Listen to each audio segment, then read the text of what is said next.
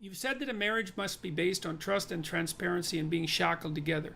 How and for how long should you get to know someone? How to set a foundation?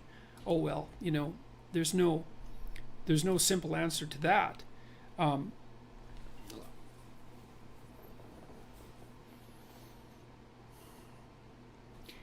I think that you should know someone well enough so that you can so that you know if you can negotiate with them, and so that you have started to formulate a vision of your joint future that you can both look forward to with enthusiasm and confidence. So, and of course, that's going to depend to some degree on your level of maturity, but that means you've considered such things as, do you have a sufficient number of joint interests, and are you oriented in the same direction with regards to how you're going to handle your joint careers and the possibility of children, and the manner in which you're going to interact with your in-laws. And you have to start thinking about, you have to start considering your life together from the perspective of practicality and economics, I would say. So it can't just be that massive erotic attraction that's associated with love, although I think that's extraordinarily important, and you're unbelievably fortunate if you have that, and you should do everything you can to maintain it, and that takes effort, that takes real effort and will.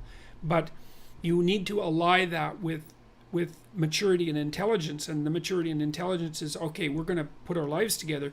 What's that going to look like at the level of detail? How are we going to handle our finances? Where are we going to live?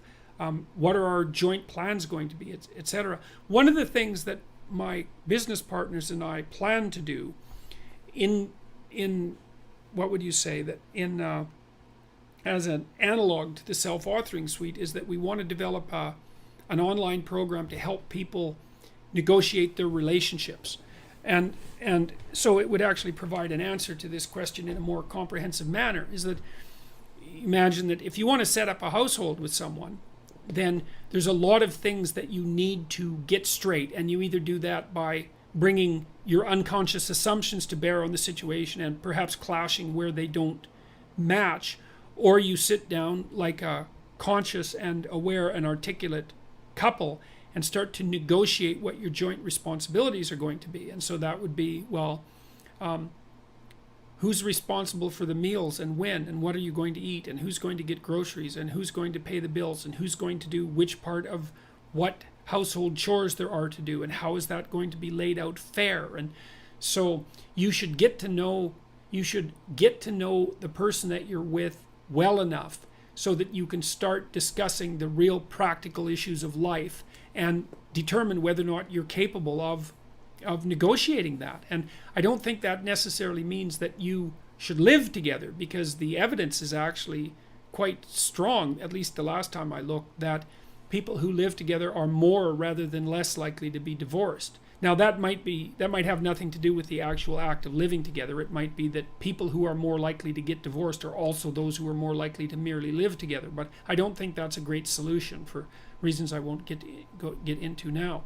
And with regards to being shackled together, is that that's a complicated one. And I learned this at least in part from reading Carl Jung. And the idea there is that unless you've really made a commitment to someone, like a lifetime commitment, and that's a serious commitment, one that you're not going to back out of, you're not going to take the relationship with the seriousness that's necessary to make it of the highest possible quality and sustainability across the course of your life.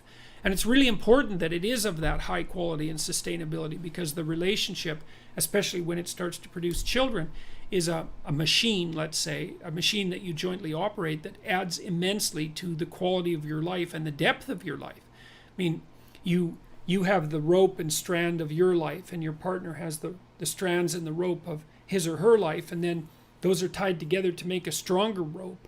And then that unites you across time, and then you undertake massive adventures together, and some of that is the establishment of a household and the establishment of joint careers and the maintenance of each other's mental and physical health and the maintenance of a high quality sexual life and all of that. Very, very challenging to do all of that.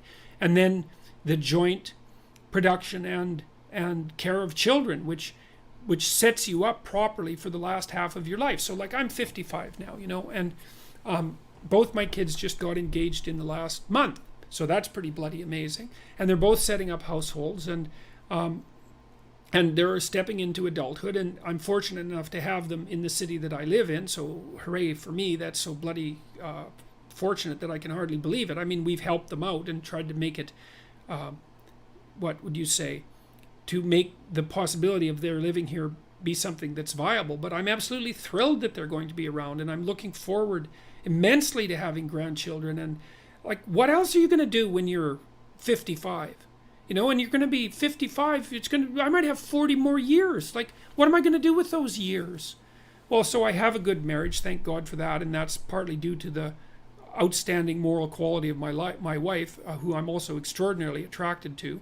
And we've built a life together, and we've had kids together, and we're happy with our kids. And we've had plenty of struggle with our kids, because one of our children, my daughter, had serious health problems, which she seems to have managed to resolve, partly as a consequence of her own brilliance. But we've set ourselves up now so that our children are respectable and mature young adults, so thank God for that.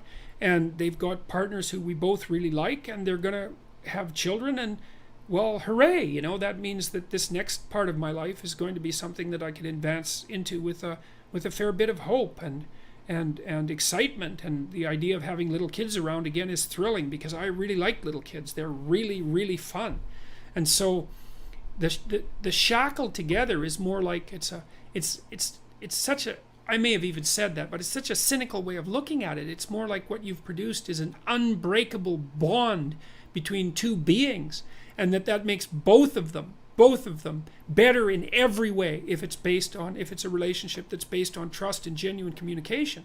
It's a very difficult thing to attain, because you have to be willing to tell the truth, and the truth is generally a horrible thing.